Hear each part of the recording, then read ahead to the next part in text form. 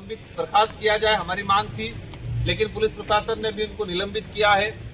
हम मानते हैं इसको अच्छी बात है, लेकिन ये गवर्नमेंट का सर्कुलर था, वो करना ही था।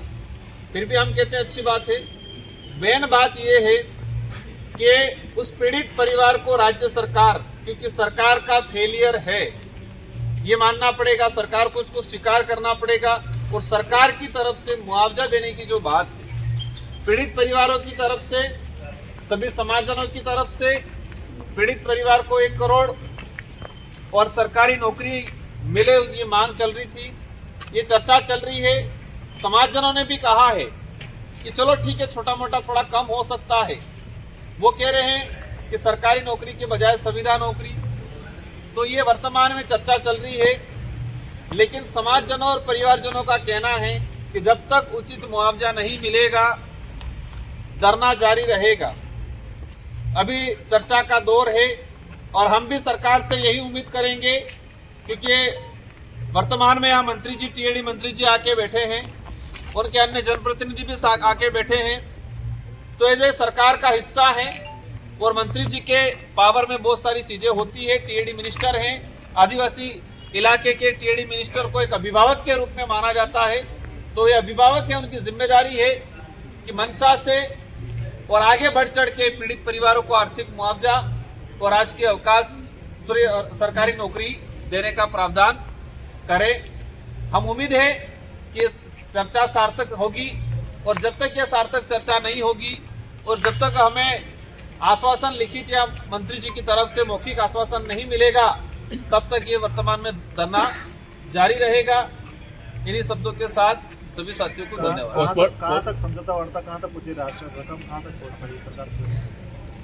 आज जो मुआवजे की बात चल रही है, उसके पीछे उद्देश्य ये है कि परिवार को आर्थिक संबल मिले।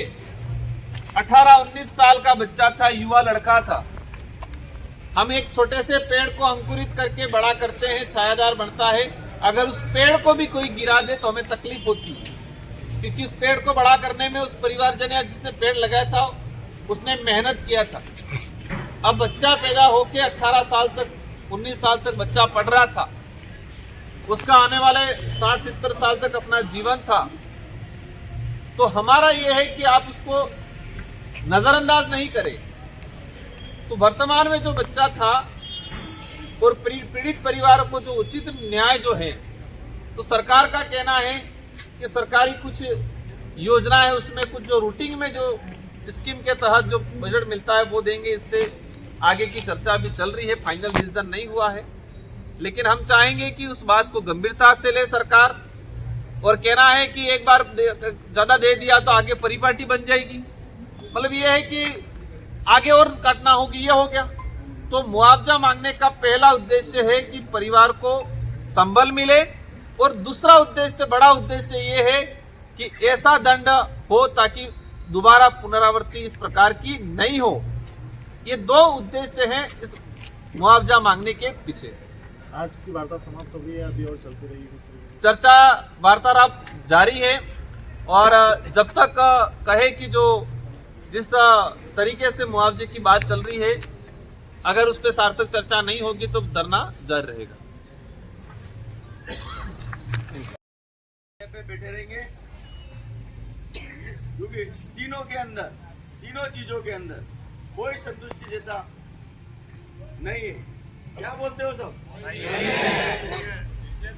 नौकरी अस्थायी, मुआवजा 10 लाख, और जिनको नौकरी से हटाना है उनका भी अभी तो फिर चलेगा प्रोसेस। फिर हम भी बैठेंगे, ये जब प्रोसेस होगा तब तक धरने पे।